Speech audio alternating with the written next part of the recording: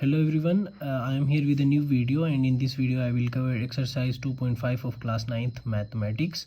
So first question says evaluate these. So let's evaluate these. So first question जो है हमारे पास iota की power 7 है और इसको हमने एवेलुएट करना है। तो सबसे पहले हमें ये पता होना चाहिए कि आयोटा स्क्वायर जो है ना हमारे पास -1 की इक्वल है और आयोटा जो है हमारे पास √-1 की इक्वल है। तो ये दो प्रॉपर्टीज़ हम यूज़ करके हम आयोटा 7 को एवेलुएट करेंगे। सो आयोटा 7 को हम आयोटा क्योंकि हमारे पास आयोटा स्क्वायर की वैल्यू -1 है तो हम इसको आयोटा स्क्वायर की पावर 3 करके डॉट आयोटा कर सकते हैं, क्योंकि ये हमारे पास 2 3 6 हो जाएगा, फिर इसके पावर में 1 है तो 6 + 1 7 हो जाएगा। तो इसमें आयोटा स्क्वायर के फॉर्म में इसलिए लिखा है कि हमारे पास आयोटा स्क्वायर की वैल्यू जो है वो -1 की इक्वल होती है। तो आयोटा स्क्वायर को हम -1 की पावर 3 लिख सकते हैं। आयोटा स्क्वायर -1 आ जाएगा, पावर 3 जो है और ये आयोटा है, तो -1 की पावर 3 इज़ -1। सो -1 को हम आयोटा के साथ मल्टीप्लाई कराएंगे तो ये हमारे पास इक्वल टू आ जाएगा माइनस आयोटा। सो हमारे पास सेकंड पार्ट जो है वो आयोटा की पावर 50 है। तो उसी तरह जैसा हमने पार्ट 1 किया था इसको भी सोल्व कर सकते हैं। आयोटा की पावर 50 हमारे पास जो है ना हम आयोटा स्क्वायर की पावर 25 कर सकते हैं, क्योंकि 2 × 25 हमारे पास क्या होगा 50 होगा। तो ये हम आयोटा स्क्वायर की वैल्यू हमें ऑलरेडी पता है -1 है, तो ये पावर 25 है। तो -1 की पावर 25 हमारे पास -1 की इक्वल हो जाएगा, क्योंकि अगर -1 के पावर में कोई ऑड नंबर है तो वो -1 की इक्वल हो जाएगा, अगर कोई इवन नंबर है तो वो हमारे पास +1 की इक्वल हो जाएगा। तो आयोटा 50 जो है ना हमारे पास वो -1 की इक्वल है। तो हमारे पास थर्ड क्वेश्चन जो है वो आयोटा की पावर 12 है। तो आयोटा की पावर 12 को हम आयोटा की पावर स्क्वायर की पावर 6 लिख सकते हैं, क्योंकि 2 × 6 12 हो जाएगा। तो आयोटा स्क्वायर हमारे पास जो है -1 की इक्वल है, तो -1 की पावर 6, जैसे कि मैंने पिछले क्वेश्चन में आपको बताया था कि -1 की पावर अगर हमारे पास इवन हो तो वो जो है हमारे पास 1 की इक्वल होता है। तो नेक्स्ट क्वेश्चन की तरफ हम जाते हैं। तो नेक्स्ट क्वेश्चन हमारे पास जो है माइनस आयोटा की पावर 8 है। तो -1 की पावर 8 हम लिख सकते हैं और इसी को हम आयोटा की पावर 8 भी लिख सकते हैं। तो क्योंकि ये माइनस को हम अलग भी लिख सकते हैं, या हम इसी तरह डायरेक्ट माइनस आयोटा की पावर 8 करें तो आयोटा की पावर 8 आएगा, क्योंकि वो हमारे पास माइनस है तो वो पावर में जो हमारे पास वो है इवन है। तो इसको हम आयोटा स्क्वायर की पावर 4 लिख सकते हैं, जो कि हमारे पास -1 की पावर 4 आ जाएगा, जो कि हमारे पास पॉजिटिव है पावर में, मतलब इवन नंबर है, सॉरी। तो हमारे पास ये 1 की इक्वल आ जाएगा। फिफ्थ पार्ट हमारे पास जो है माइनस आयोटा की पावर 5 है।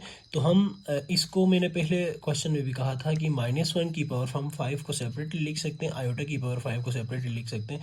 तो ये -1 की पावर जो है ओड है, तो ये -1 की इक्वल हो जाएगा हमारे पास। आयोटा की पावर 5 को हम आयोटा स्क्वायर की पावर 2 डॉट आयोटा लिख सकते हैं, क्योंकि आयोटा स्क्वायर की वैल्यू हमारे पास ऑलरेडी है, हमें पता है कि वो -1 की इक्वल है, और पावर जो है हमारे पास 2 है, तो 2 × 2 4 हो जाएगा, और ये इसका पावर 1 है तो +1 5 हो जाएगा। तो हम आयोटा 5 को इस तरह लिख सकते हैं। ये हमारे पास -1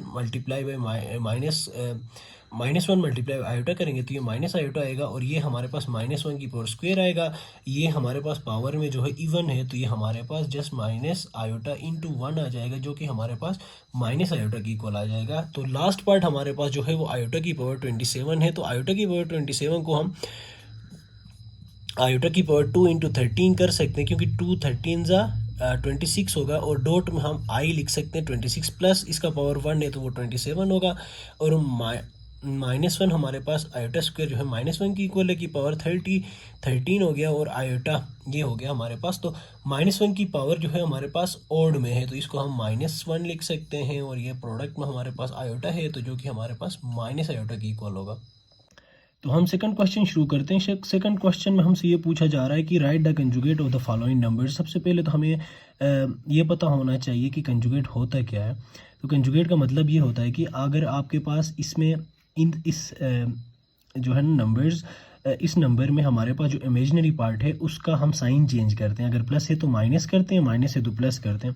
सिंपली इसमें हम ये करेंगे, क्वेश्चन 2 के पार्ट 1 में कि इसका कंजुगेट जो हमारे पास 2 - 3 आयोटा आ जाएगा। इसमें जो है ना इमेजिनरी पार्ट के साथ माइनस है तो हम प्लस लगाएंगे, ये 3 + 5 आयोटा होगा इसका कंजुगेट। और थर्ड पार्ट में हमारे पास सिर्फ इमेजिनरी पार्ट है तो इसका साइन चेंज करेंगे, इसका कंजुगेट जो है हमारे पास सिर्फ आयोटा आ जाएगा।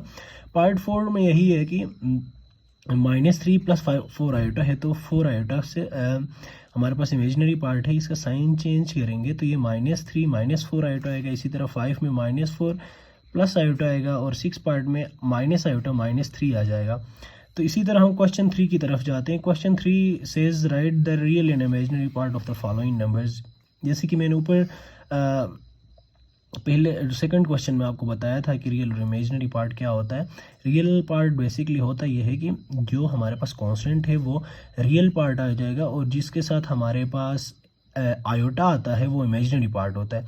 तो इसका रियल पार्ट 1 है, इमेजिनरी पार्ट प्लस आयोटा है। सेकंड पार्ट में रियल पार्ट जो है -1 है और इमेजिनरी पार्ट 2 आयोटा है। इसी तरह थर्ड में जो है ना हमारे पास रियल पार्ट +2 आ जाएगा, इमेजिनरी पार्ट -3 आयोटा आएगा। इसी तरह पार्ट 4 में हमारे पास रियल पार्ट जो है -2 है और इमेजिनरी पार्ट -2 आयोटा है। फिफ्थ क्वेश्चन की तरफ जाए तो इसमें हमारे पास कोई रियल पार्ट नहीं है तो हम 0 कह सकते हैं उसे, और इमेजिनरी पार्ट जो है ना हमारे पास -3 आयोटा है। 6 में देखें तो हम आयोटा के साथ 0 है तो हम रियल पार्ट जो है 2 आ जाएगा, इमेजिनरी पार्ट हमारे पास 0 आयोटा भी लिख सकते हैं और हाँ 0 आयोटा ही होगा। और हम क्वेश्चन 4 की तरफ जाते हैं। Question 4 says find the value of x and y if x plus iota y + 1 = 4 - 3 iota. Basically हमने ये करना पड़ेगा कि इसमें जो हमारे पास रियल पार्ट है रियल पार्ट की इक्वल होगा, इमेजिनरी पार्ट की इक्वल होगा। फॉर एग्जांपल हमारे पास इसी एग्जांपल में देखें तो हम x + 1 जो है ना हमारे पास रियल पार्ट है = उस साइड पे हमारे पास 4 जो है ना हमारे पास रियल पार्ट है। और इसी तरह लेफ्ट साइड पे देखें तो हमारे पास इमेजिनरी पार्ट आयोटा y है और राइट साइड पे -3 आयोटा है। इन दो को इक्वल करके हम 2 इक्वेशंस बनाएंगे और उसके थ्रू जो है ना हम x और y की वैल्यू फाइंड करेंगे। तो ये हमारे पास इक्वेशन था। तो मैंने जो जैसे कि आपको कहा था कि रियल पार्ट जो है हमारे पास x + 1 है जो कि हमारे पास इक्वल होगा 4 के, ये रियल पार्ट हो गया, ये इक्वेशन ए हो गया। इमेजिनरी पार्ट जो है हमारे पास आयोटा y = -3 आयोटा होगा। इमेजिनरी पार्ट इमेजिनरी की इक्वल होगा, रियल पार्ट रियल की इक्वल होगा। तो x + 1 = 4 है पहली इक्वेशन से। तो x + 1 जो है ना हमारे पास इधर से हम 1 को उस साइड पे लेके जाएं तो x = 4 - 1 होगा। x की वैल्यू जो है ना हमारे पास वो 3 की इक्वल होगी। और इसी तरह हम y देखें तो हमारे पास y जो है ना वो इक्वल है -3 आयोटा के। तो इधर से हम आयोटा को कैंसिल कर सकते हैं, y हमारे पास -3 के इक्वल आ जाएगा। तो -3 की इक्वल आ जाएगा। So we are done with this exercise.